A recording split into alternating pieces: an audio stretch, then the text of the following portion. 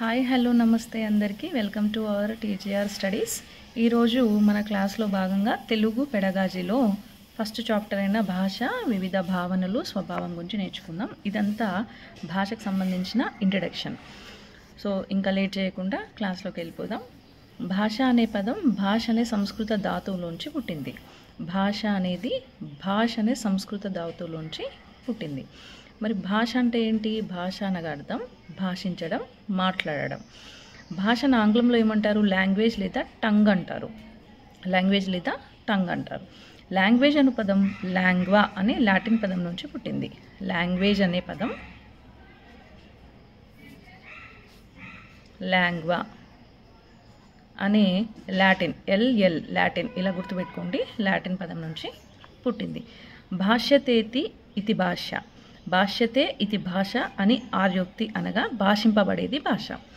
దీని గురించి భాష ఫస్ట్ ఏంటండి? భాష అనే పదం భాష అనే సంస్కృత ధాతువు నుంచి పుట్టింది. మరి భాష అంటే భాష అర్థం కాదు, భాష అర్థం భాషించడం, మాట్లాడడం.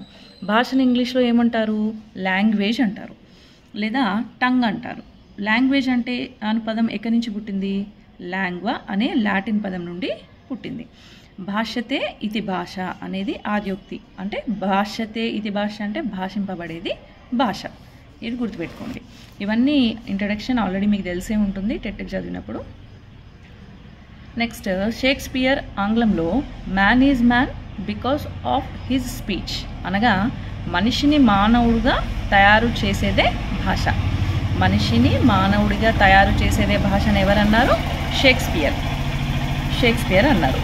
మనిషిని మానవుడిగా తయారు చేసేది man is man because of his speech, Shakespeare అన్నారు. ఓకే, మనిషిని మానవుడిగా తయారు చేసేది షేక్స్పియర్. అవును, మనిషిని మానవుడిగా తయారు చేసేది ఎవరు? షేక్స్పియర్. ఇలా ఒకటికి 2 సార్లు అనుకుంటే మీకు గుర్తుండిపోతుంది.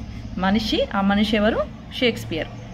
కోడిక మనిషి మానవుడు, ఆ మనిషి మానవుడు ఎవరు? షేక్స్పియర్. ఓకే, మనిషి మానవుడు, ఆ మానవుడు ఎవరు? షేక్స్పియర్.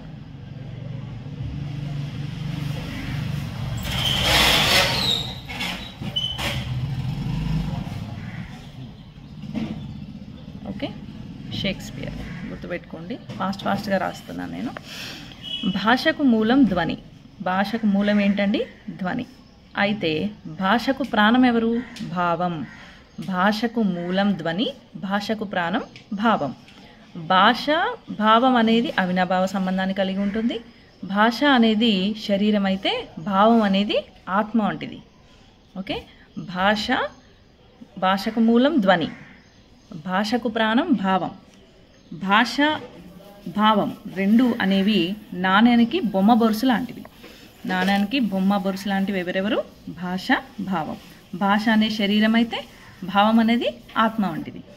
ప్రపంచంలో ఎన్ని భాషలు ఉన్నాయి?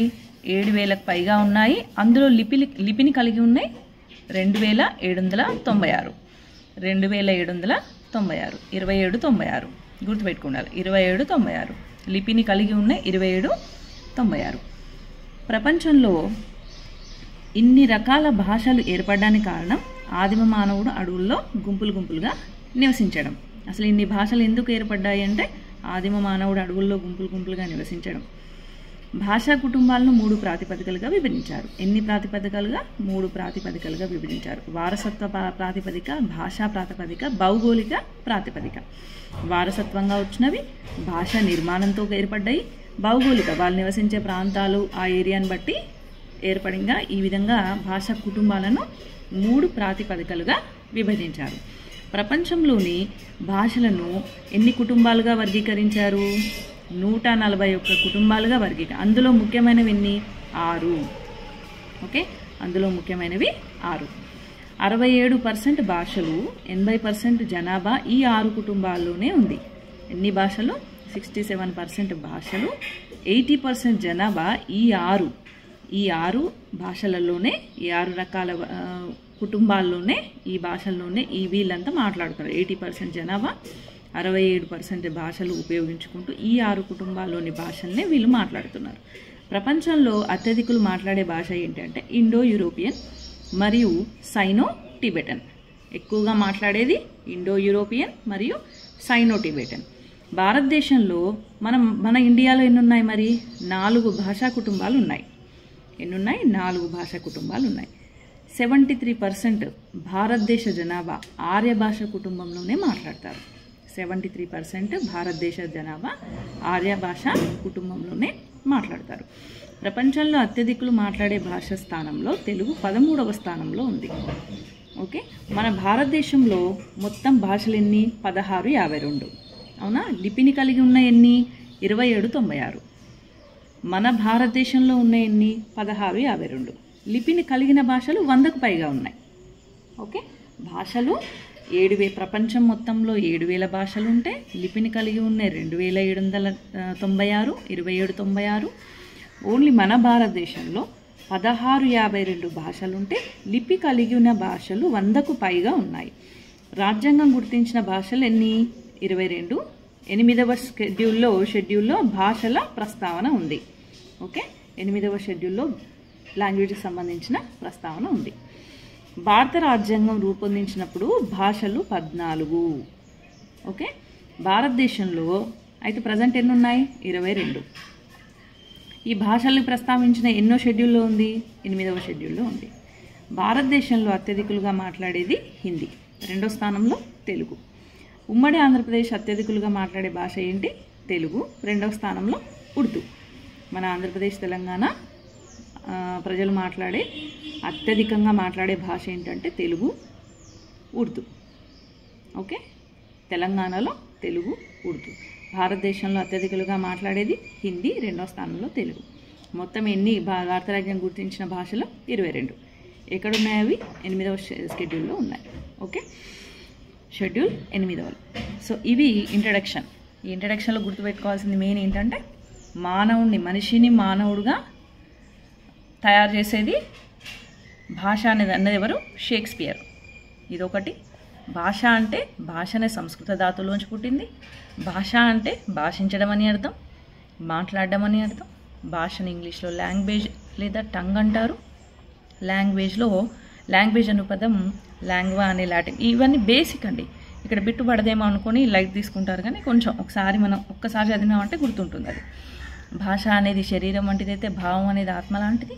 భాష, భావం నాణానికి బొమ్మ బొరుసు లాంటివి. ఓకే, ప్రపంచంలో 7000 భాషలు, అందులో లిపి కలిగినవి 2796. ఓకే, ప్రపంచంలో 141 కుటుంబాలు ఉంటే అందులో ముఖ్యమైనవి 6. ఆ 6 కుటుంబాలు ఉన్నాయి. 67% భాషలు, 80% జనాభా మాట్లాడతారు. ప్రపంచంలో అత్యధికులు మాట్లాడే భాషా కుటుంబం Indo European, cyano Tibetan. Okay, భారతదేశంలో మొత్తం భాషలు 1652, లిపి కలిగినవి 100. రాజ్యాంగం గుర్తించిన భాషలు 22, అవి 8వ షెడ్యూల్లో ఉన్నాయి. రాజ్యాంగం రూపొందించిన భాషలు 14. రూపొందించినప్పుడు అంటే రాజ్యాంగం ఎప్పుడైతే ఏర్పడిందో అప్పుడు భాషల్ని 14 రూపొందించారు, 14 ఏర్పడ్డాయి. తర్వాత రాజ్యాంగం గుర్తించిన భాషలు 22. ఇంతే. ఇక థ్యాంక్ యూ అండి. నెక్స్ట్ క్లాస్ మనం కంటిన్యూస్లో మళ్ళీ చెప్పుకుందాం భాషావేత్తల నిర్వచనాలు. Thank you.